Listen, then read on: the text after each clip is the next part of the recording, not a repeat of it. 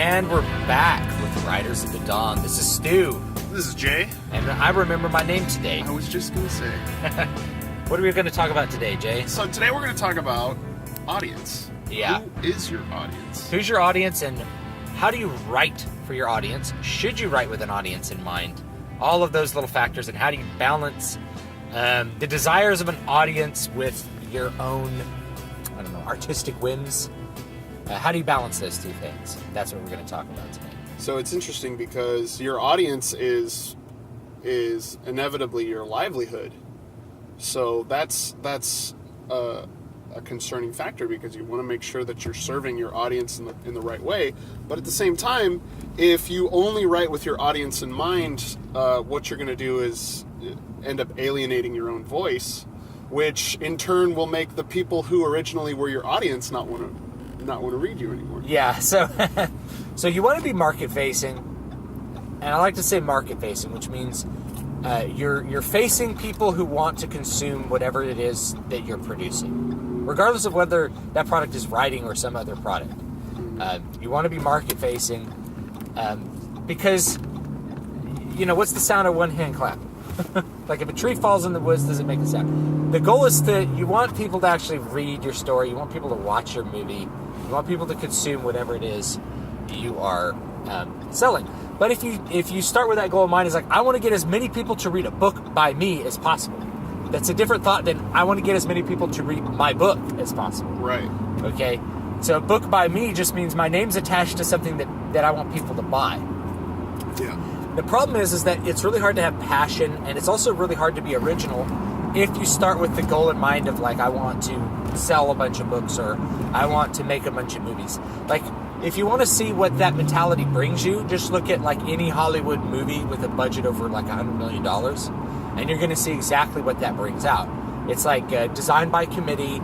You pull all your punches, and you write to the lowest common denominator. Mm-hmm. And that's going to make, writing to the lowest common denominator is going to make you a bigger audience, but it's also going to distill any kind of real wisdom or value you have in your product. Oh, it's going to not distill it. What's the opposite? Disperse. Dilute. Okay. So yeah, it's going to dilute whatever is unique about you. And also, you actually can't build an audience or build a career by trying to write things that are immediately popular. Right. And the other thing is, people, what makes something popular is really novelty. People have a strong inclination towards novelty, and you can see this with the development of music. Music doesn't progress in complexity. It gets more complex, and then very simple, and then a little bit, it's all over the map. What really makes music progress or makes music change across different time periods is novelty. Whatever the novel thing is, that's what that's what really makes that next band popular, or that next group popular. And I think same thing with literature. I think you can really see that with the development of new instruments. So whenever you see a new instrument, that becomes not every new instrument, but a lot of times you find a popular instrument. That instrument finds its way into music. I think it's why digital music is so popular right now, because it's novel. It's still novel, and it will be probably for the next 5 years, and then something else will happen. Analog amplifiers will be back, and we'll have the rise of heavy metal again. Let's hope. I sincerely hope so. So yeah, you have to be able to be your own original self, or you're not going to make that initial. You're not going to get your foot in the door. You could be lost in a sea of people all trying to be, whatever is popular. To be the lowest common denominator. Like young adult fiction was this huge explosion of things. 5 years ago? 7-ish, it started really exploding. I guess following up like the Hunger Games stuff. People were really saying, we gotta write, and of course Harry Potter. We gotta write young adult. And so you end up with this really super saturated young adult market.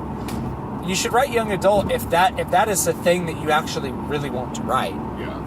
The other thing is, like, if you're not following your passion, you're just never going to complete your project. Yeah. You're going to get really dismayed, or you're going to get upset, or you're just going to lose interest because it's not you anymore. Yeah, remember, your passion is part of your process. Intrinsically, if you're not excited about what you're doing, you're going to be much less likely to follow your process. And I think a lot of authors really wanted to write young adult because it was selling. So they were trying to take whatever story they had and make it young adult. Somehow make it young adult, yeah. And what I noticed, especially like, it's so funny right now. You see a bunch of 30-year-olds who love Harry Potter, which was young adult, and obviously got more adult as the series went on. But I would say that Harry Potter is a young adult series, and they wanted to somehow capture that feeling of Harry Potter. Yeah, it's interesting because Harry Potter got a lot of 30-year-olds who don't usually read books to read books. To read books, yeah. And actually, same thing with Twilight. Although I think the Harry Potter books are, the difference. To quote Stephen King, the difference between Stephanie Meyer and Joe Rowling is that Joe Rowling can write. Yeah. So he actually said that, yeah, and it's true. It got a lot of people excited. So it's like you want to tap into that market, but I don't know. There's a parable of the parable of the sower. When you throw the seeds on the road, they spring up quickly and they die because it's not deep soil. You want to sow your seeds on deeper soil. So it's probably, if you're excited about a particular genre, it's probably better to really invest in being good at that genre and making your story as good as it can be. And so, I don't know. The point I'm getting at here is, how do you write with an audience in mind? Mm-hmm. Well, you have to consider a couple things. Like, for instance, if English is not your first language, if you write something in English, there's a bigger market because more people speak English, more people read English. However, if you write it in your native language, you're more connected to that. It's going to be a more special thing for people who speak your language, particularly if you speak something like Serbo-Croatian, right? There's Serbo-Croatian literature, but not that much compared to like these other languages, right? Especially English. There's a lot of English literature out there, and if that becomes like a really special thing in your home country, then you could always like have it translated to English. There's too many books to even think about. But more recently, I can't even pronounce his name. The guy who wrote the Witcher book, Andres. I can't pronounce. I'm not going to butcher his name. But basically, he wrote these very successful Polish novels. That guy turned into a very, very successful video game franchise, and that got people more interested in his books, and they got translated into English. Same thing with what's his name? Kikuchi, who wrote Vampire Hunter D. It became became an anime, a couple anime movies, and then it got translated into English. So I don't know. It's a good idea to not try to think about like, how can I reach the world. It's like if you think about what is meaningful to you, that can be your audience, right? Yeah. You're going to connect a lot better with the people that are like you. That's probably the best advice I can give. Think of your audience as someone like you. Yeah. So you're gonna be, and you're gonna do this naturally, is because if you're writing something that you like and that you're excited about, ideally it's gonna make people who are like you excited about it. Yeah. For example, so to go back to the young adult example, I think the biggest thing about young adult literature that people are drawn to is that it's light reading. It's not real heavy in terms of vocabulary or the prose is not particularly dense. Yeah, so you can read it very easily. And one of the first books that I ever read like this, that I think most other people have read, is the Da Vinci Code. The Da Vinci Code is interesting, but what's great about it is how easy it is to read. A fourth grader could pick it up and at least read the words. Yeah. And so that's really good for adults who are not super interested in reading heavy prose all the time. But what I noticed in my writing is I write with more complicated ideas, and I know Stu does too. You write with complicated prose and syntax, and you use adjectives that are outside of the first word in the thesaurus. There's certain things, and I've gotten criticism on my writing because people have said, well, I don't understand some of these things that you're saying. could you dumb it down? And I'm like, I mean, I could explain to you what it means, but to me, I'm thinking about my audience in terms of myself. When I use the words that I use, it means a specific thing. If I said it a different way, it would not mean the same. Yeah, it wouldn't have the same shade of meaning. Because the words you're choosing are part of your palette. Now, it's not to say that I don't take those criticisms seriously, but certainly for me, English is not my second language. It's my primary language, and I like to explore the colors of that palette. So does that mean that I'm not going to get as many readers as Dan Brown, who colors in kind of an 8-bit? Yeah, and I don't think there's 8-bit versus 16 versus 16 or 32. You know. Yeah, I mean, and you can still get a lot of readers. I mean, there's readers with much more complicated prose that have sold more books than Dan Brown. Mm-hmm. So it's out there, but Dan Brown can hit more pieces of more demographics, probably. Yeah. That's probably what I'd say. And I write, my view on prose, and this will probably be its own podcast at some point. It's just, I look at prose has to serve the story for me, and I can't necessarily serve the story with, single phrase sentences very well. Yeah. Prose has to support what the story's about, and so that means using description, using words that maybe are just slightly different from what you might say in a simple way, and so that's okay. But I haven't had any problems with the people who I know read my books having trouble understanding them. So I'm going to give another example, which is the first Deep Time book. Deep Time is a universe that Matt and I created, and I wrote the first book in that series, the only book that's out, that exists. It's called Prophet of the God Seed. And in this science fiction universe we created, relativity, there's no way to break relativity when you're traveling. We kind of came up with a way to sort of move in more instantaneously, but it's really that when you're traveling between stars, you accelerate close to the speed of light, you get time dilation, time slows down, and that is the main effect that we wanted to explore in that science fiction universe. Yeah. One of the things I had to find a balance for was having that be real and having it be understandable to somebody who doesn't necessarily understand relativity, even though it's a 100-year-old phenomenon. So we had this character Moses. Moses is a rescued Earthling who has virtually no experience or understanding of how anything works because he's a drone in this human hive mind that is Earth. Well, he's kind of a Connecticut Yankee in King Arthur's court, and that I get to kind of explain how relativity works, and without too heavy-handed a way. I really don't want to insult the intelligence of people watching, because most of the people who I know are reading it have a grasp of what relativity is. But one of the criticisms I got from some people was like, when I first was putting that story out, I don't understand how they are still alive thousands of years later. It's like, well, to them it's only been 10 years, not thousands.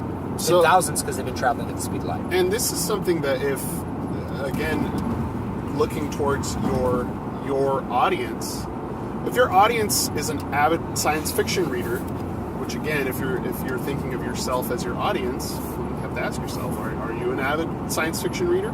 There are certain things that science fiction readers will understand,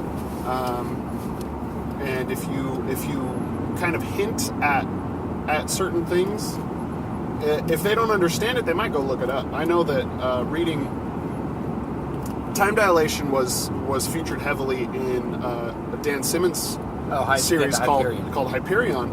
Great, which I really enjoyed. All four of them are really great. And this was really my first experience with it in narrative form. And actually, the narrative form helped me to understand the theory better than I did when it was just explained to me in science class. So, what you're going to find is knowing your audience, you can kind of learn the things that you need to include and you don't need to include through experience. So you're probably not going to get it on your first shot out. But the more things you put onto the marketplace, the better you're going to understand the people who are reading your books. Yeah. Here's another really good example that's not us.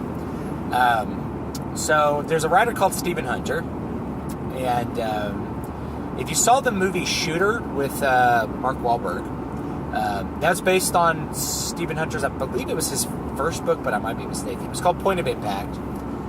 It's a good little novel, and it establishes this character called, I think, Bob Lee Swagger, if I'm remembering correctly. It's been a couple of years. Who's this, ex-Vietnam sniper or whatever. One of the things that features really prominently in that book is extremely accurate descriptions of the guns that are being used, how they work, and and there's a plot point that centers around a really particular element of how guns work. Yeah. So he was writing to an audience of people who really knew guns well, because he was a shooter, and he's like, I talk to, and he even said, because I go and I talk to gunsmiths, and I talk to these guys who shoot all the time, to make sure that I was using this in a realistic and accurate way. Yeah. And so I just know there's in gun culture that became a very, very popular author because of sort of his accuracy and the way that he wrote his narrative. So he found his audience through something very technical, which was like the description of firearms. Most writers are frank, they're firearm noobs. I did a video on this. Yeah. How to not suck at writing guns. So most people who are writers don't know crap about guns, and a lot of times you're going to be writing about stuff you don't know about. That's just, we're experts in one thing, and we're just consumers of many things. But in some cases, if you have a deep technical understanding of something specific, like guns, that can help create your audience, help you to find that initial footing and really build up a following, because you're serving a piece of the market that's not being served, and you're being yourself when you're doing that. I'm not saying you should go be like Stephen Hunter and be a gun nut to go find that market. I'm saying, like, whatever you are, find the market that's like you. Yeah. That's going to be the easiest thing to do. And that, I guess there's another point there, which is the Mike Cernovich point. Should you keep politics out of your marketing and what you do? Well, I think you can see a person's politics in their writing no matter what they do. But you don't need to be heavy-handed about it. In fact, I would encourage people not to be heavy-handed with their politics, but to write with the worldview that they have. Yeah, if you need to focus on the story, not writing the. If you focus entirely on the political theory behind it, you're going to end up writing Atlas Shrugged, which is there's nothing wrong with Atlas Shrugged. Like I kind of make fun of it, but it's like Ayn Rand believed that this book would cause like a political revolution, and when it didn't, when it turned out to be just another book, she had like a decade of depression. Yeah. Like following Atlas Shrugged. So, but the flaws of Atlas Shrugged as a narrative are that it's so heavy with the political ideas, and there's like these long soliloquies about political ideas. It kind of just, people are like, well, you read it for the political ideas. It's like, I think there's a good story in there too. Yeah. So there's a good story. So it's almost as though those two things needed to be distilled. Because I really like Ayn Rand's political writings. They're very good and well thought out. She has great arguments. And like Stu was saying, there are really great story elements in Atlas Shrugged, and it just gets a little diluted. Yeah, because there's just you could have made similar points without going into like Hayek's view of economics, Yeah. So the question of whether you want here's I'm gonna answer it. Is the question is whether or not you should keep politics out of what you do as a writer has to do with how much you care about the politics involved. Yeah. So, just for instance, I'm a pretty politically involved person. It features kind of heavily on my YouTube channel. But I don't set out to write a story that has this politics. I just don't shy away from saying how I feel about things. Yeah. As a result, I find more people who are like me. Right. And actually, I find a lot of people who don't think like me at all, but just like the way that I approach any given topic. And the fact that I try to be extremely rational about everything that I think about. I try to be rational. It's impossible to be totally rational. Yeah, you can't ever be completely objective. And no one can actually go through life being completely objective. You go through life with all kinds of assumptions because you don't have time to evaluate critically every single thing in existence. Yeah. You got to focus. So I don't shy away from it. If there's a particular political thing that really matters to you, you don't need to shy away from it. If it fits in the story, you can talk about it. If you start the story in mind with like, I want to talk about this political thing, you may not end up writing that good a story. But my point is, don't avoid politics, because politics are going to be one of those things that help you find an audience, actually. And to go back to the gun point, my cousin, who's also a writer, who I think I'd like to get on the podcast here one of these days, he is really into political fantasy. So fantasy worlds that heavily feature political intrigue and cloak and dagger type of things. And if you're really into that, maybe you used to work for the CIA, right? You have some knowledge into that, and would really pique a lot of people's interest. So again, by being yourself and doing the things that you want to do is going to create the audience that you want. Yeah, and think about this podcast. Like, it's a writing podcast. We're talking to other writers. Yeah. We're talking to people like us. Yeah. They're like us in at least one capacity. One aspect. Yeah. So yeah, that's going to be the other thing. Now, how do you sort of? I don't know if we talked about this point really deeply, but so there's this idea out there. Artists, you want to create the pure vision of your art. That's not a really realistic way to think about it. You should try to think about creating the best version of your art. Mm-hmm. And I kind of mentioned this at the beginning. You want as many people to read your book. You don't want as many people to read a book by you. Right. It's a different thought. So how do you make your thing really good? There's innumerable ways. You need to edit well. You need to critically evaluate whether including everything that you've included is necessary and helpful towards achieving the goals of your story. Those are things that you need to ask yourself and be okay changing, because you may have inserted something in there that you think is very, very you and you find very, very interesting, but which doesn't help the reader to understand what you're talking about, or just doesn't help your story. And I actually encountered this with the first book I wrote. Actually, the second book I wrote. The first book I wrote. Stay on topic. Okay, yeah. Second book I wrote, I had this long introductory sequence where we didn't know any of the characters' names, because I had these series of plot things that happen where you figure out that they're using fake names and stuff, and I thought it'd be a good effect. And not everyone agreed on that, but mostly they found it annoying that I avoided using names for a large section of the book, because it's hard to keep track of who that person is. People want to know who that character is right away. They want to have a grasp of it, and you can slowly start revealing things. But when I did my first big revision, I changed that a little bit, and then when I did my rewrite, it's like it had to go. Yeah. Like that little device that I thought was original, which was original, wasn't effective. So you have to critically evaluate, like, oh, this is me being artistic. Yeah, but it didn't serve the story, so had to go. Yeah. Because my audience doesn't like it. Yeah. My potential audience. And I think the same device was used in The Gunslinger, in a lot of ways. And in fact, I tried to do it in one of my first attempts at a novel, and I realized that why do people have names?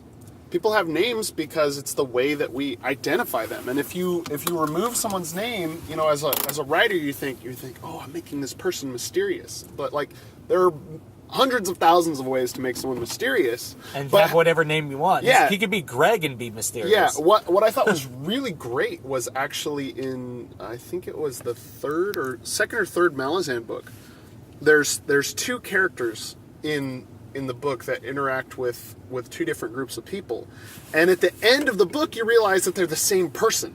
Yes. And it was so cool for me because he still had a name. He always had a name. It was just two different names. And then at the end, you realize he's two different. he's the same person using a cool pseudonym. Thing. So you can still use the names. Yeah, you gotta be aware of those sorts of things. Anyway, we're out of time for today. This has been Riders of the Dawn. I am Stu, not Jay. I am Stu. That's right.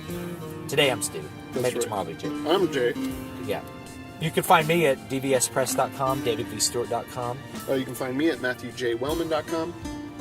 You can email the show at stu@davidvstewart.com. Stewart spelled S-T-E-W-A-R-T, by the way. Yeah. Yeah. And we'll talk to you guys tomorrow. All right. Have a good one.